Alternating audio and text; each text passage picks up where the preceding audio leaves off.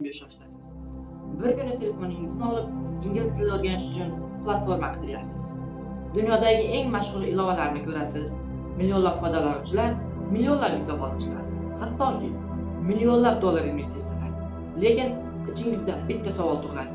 Nega Markaziy Osiyoda dunyo darajasidagi til o'rganish platformasi yo'q? O'sha kuni men shunchaki telefonimni yopib qo'yishim mumkin edi. Bu savolni unutishim ham mumkin edi. Hattoki hayotimni odatdagidek davom ettirishim ham mumkin edi. Lekin men boshqacha qaror qildim. Men shikoyat qilishni emas, qurishni tanladim. O'sha kuni men kompyuterimni yoqdim, bo'sh loyiha ochdim, birinchi qator kodni yozdim va rostini aytsam, o'shanda bu qayergacha borishini bilmasdim. Men investor emasdim, hatto katta kompaniya ham emasdim. Menda jamoa ham yo'q edi. Hattoki ofisim ham yo'q edi. Men bu platformani qurishni uydan, ya'ni o'zimning xonamdan boshlaganman. Men aytadigan bo'lsam, hattoki aniq rejam ham yo'q edi. Faqat bitta narsa bor edi. Ham bo'lsa o'zimga ishonch. Bir kun kelib Markaziy Osiyoda ham dunyo darajasidagi til o'rganish platformasi bo'ladi degan ishonchim bor edi. Shundan keyin deyarli har kuni bir xil kunlik plan takrorlanardi. Maktab, uy, ovqat, kod. Maktab, uy, ovqat, kod. Ya'ni kod deganimiz kod yozish. Shu kun tartib har kun takrorlanaveradi va 7 kundan keyin meni odatiy kun tartibimga aylanib qoldi. Men kod yozardim. Bir kun to'g'ri, bir kun noto'g'ri, ya'ni xatolar, baglar chiqib qolardi. Men bu xatolarni, errorlarni tuzatish uchun bir kunlab vaqtim ketgan vaqtlar ham bor. Bir kunlar esa kodlarni tuzata olmay, faqat monitorga qarab o'tirganman. Hech narsa ishlamasdi, lekin ertasi kuni yana davom etardim. Dastlabki versiya haqida aytadigan bo'lsam, dastlabki versiya juda yomon edi.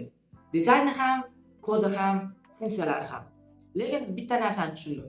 Mukammal boshlash shart emas, boshlashning o'zi kifoya. Va asta-sekin har kuni yaxshilab bordim. Va oradan mana 6 oy ham o'tdi.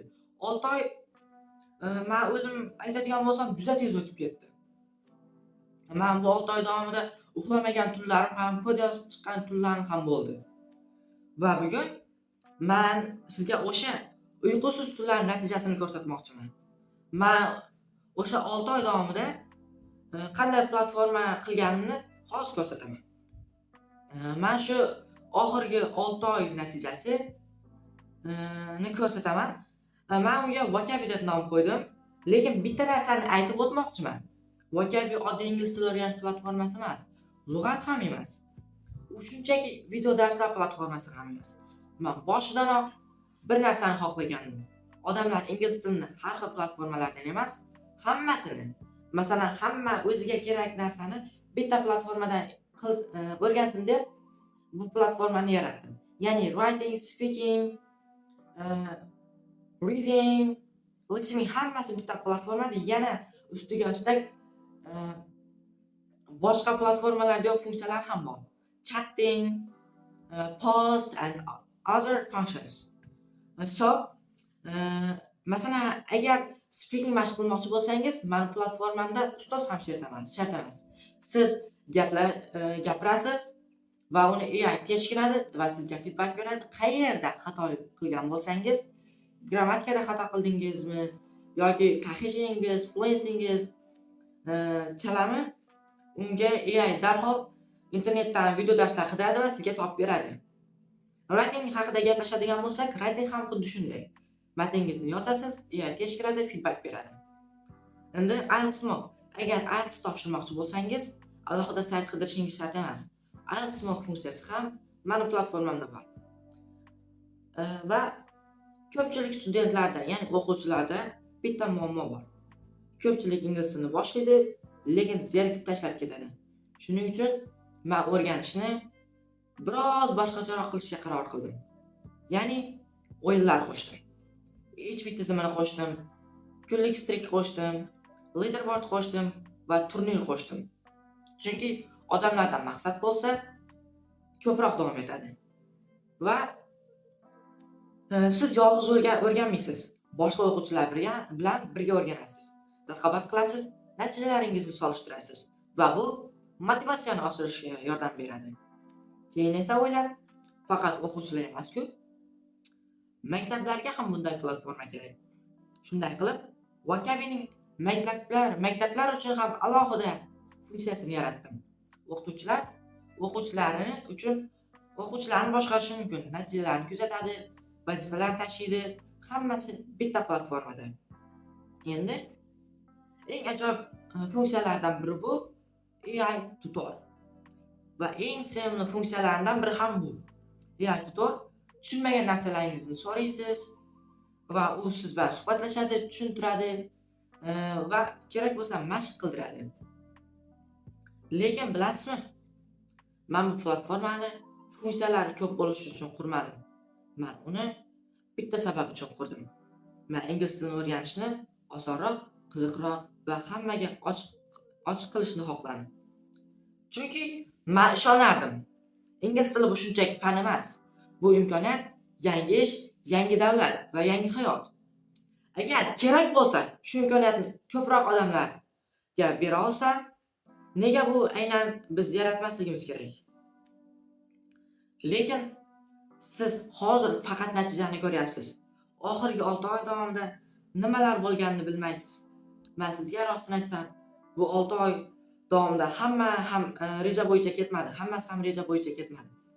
Ba'zi kunlar kichkina xato sabab butun loyiham ishlamay qolgan kunlar ham bo'lgan. Ertalab turib kompyuterimni yoqardim. Bugun mana shu funksiyani qo'shardim derdim, ammo biror joyga kod qo'shsam, keyingi joy boshqa joy darhol error bo'lardi. Ya'ni bir qator kod oldinga ham siljimasdi. Chunki kun bo'yi bitta muammoni hal qilish bilan o'tib ketardi. Ba'zida esa undan ham yomon bo'lardi. Kecha ishlagan kod bugun ishlamay qolardi. Va men uni yana qaytadan boshidan boshlashga to'g'ri kelardi. Dasturlashda shunday bir gap bor. Bir muammoni hal qilasiz, izidan keyingisi keladi. Va men buni har kuni his qilardim. Ko'p odamlar faqat tayyor mahsulotni ko'radi, lekin uning ortida qancha vaqt, qancha stress, qancha sabr borligini ko'rmaydi. Rostini aytsam, shunday kunlar ham bo'lganki, men monitorga qarab o'tirgandim va o'zimga bitta savol berganman. Balki shu yerda to'xtatarman. Chunki platforma qurish qiyin edi. Ayniqsa yolg'iz qurish tashqaridan ko'ringanchalik oson emas edi. Lekin har safar o'sha savolga bitta javob topardim. Agar bugun to'xtatsam, ertaga hech narsa o'zgarmaydi. Markaziy Osiyoda ham yana bitta dunyo his qiladigan platforma bo'lmasdi va men keyinchalik afsuslanardim. Shuning uchun ertasi kuni yana kod yozishni boshladim va yana kod yozardim, yozaverardim. Yana xatolar qilardim, yana o'rganardim. Chunki men shuni tushundim, startap degani bu bir kechada yaratiladigan muvaffaqiyat emas. Startap degani har kuni ozgina bo'lsa ham oldinga yurish deganidir. Bugun siz ko'rayotgan Wakabi bir kunda yaratilmagan. U minglab kichkina qarorlarning natijasi. Har bir tugatilgan funksiya, har bir yozilgan kod, har bir tuzatilgan bug, har bir uyg'un tun va eng asosiysi taslim bo'lmaslikning natijasi. Lekin bu video Wakabi haqida emas. Bu video bitta g'oya haqida ham emas. Chunki dunyo o'zgartiradigan har qanday katta kompaniya bir paytlar hech kim ishonmaydigan bitta g'oya bo'lgan. Men bilmayman. Balki Wakabi ham shunday bo'lar, balki bo'lmas. Buni vaqt ko'rsatadi. Lekin men bitta narsani aniq bilaman. Men hali boshlanishidaman. Bilasizmi? Men hech qachon shunchaki sayt yaratishni xohlamaganman. Internetda millionlab saytlar bor. Millionlab ilovalar bor. Hattoki manikidan millionlab marta zo'r platformalar bor. Men sizga aynan mening platformamdan foydalaning deb aytmayman. Va dunyo yana bittasiga muhtoj ham emas. Shuning uchun boshidanoq o'zimga bitta savol berdim. Agar men biror narsani qurayotgan bo'lsam, men odamlarning hayotini o'zgartira olamanmi? Chunki ingliz tili Bu shunchaki grammatika emas. Bu shunchaki til ham emas. Ingliz tili bu ba'zi odamlar uchun ish, ba'zi odamlar uchun yaxshi universitet hamdir. Ba'zilar uchun esa butunlay yangi hayot. Men bunga o'zim ham guvoh bo'lganman. Ingliz tilini bilgani uchun hayot ham o'zgargan insonlarni ham ko'rganman. Va o'shanda yana bir savol tug'ildi. Nega sifatli ta'lim aynan boy odamlar uchun bo'lishi kerak? Nega sun'iy intellektdan foydalanib buni minglab emas, millionlab odamlarga yetkazib bo'lmaydi? Shu sababli Vocabini qurishni boshladim. Yo'q. U mukammal emas. Hali juda ko'p kamchiliklari bor. Hali qo'shilmagan yuzlab funksiyalari bor. Hali oldinda juda katta ishlar turibdi. Lekin eng muhimi u mavjud. Ishlayapti va har kuni yaxshilanmoqda. Men har kuni yangi narsalarni o'rganaman, yangi foydalanuvchilar fikrini kuzataman va o'qiyman. Har kuni nimanidir o'zgartiraman va bu o'zgarishlar albatta kelajakda foydalanuvchilarga, ya'ni ingliz tili ixlosmandlariga albatta foydali bo'ladi. Chunki eng yaxshi mahsulot albatta birinchi versiyadan tug'ilmaydi. U minglab kichkina yangilanishlar orqali yaratiladi.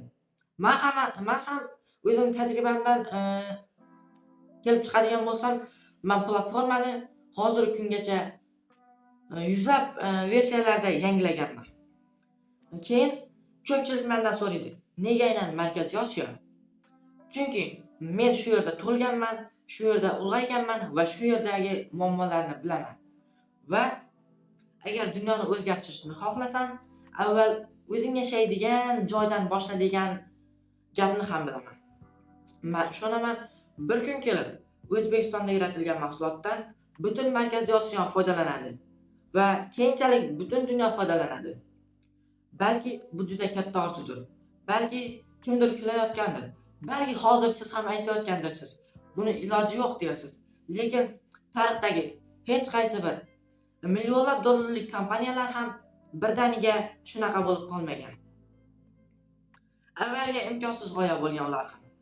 Men sizdan menga ishonishingizni so'ramayman. Men sizdan Vocabi eng zo'r platforma, faqat undan foydalaning ham demayman. Men faqat bitta narsani so'rayman. Bu safarni kuzating, chunki bu hali boshlanishi, balki bir necha yildan keyin aytasiz. Balki esa aynan shu video katta bir hikoyaning boshlanishidir. Va agar shunday kun kelsa, men bugungi kunni hech qachon unutmayman. Chunki hammasi aynan shu yerdan boshlangan.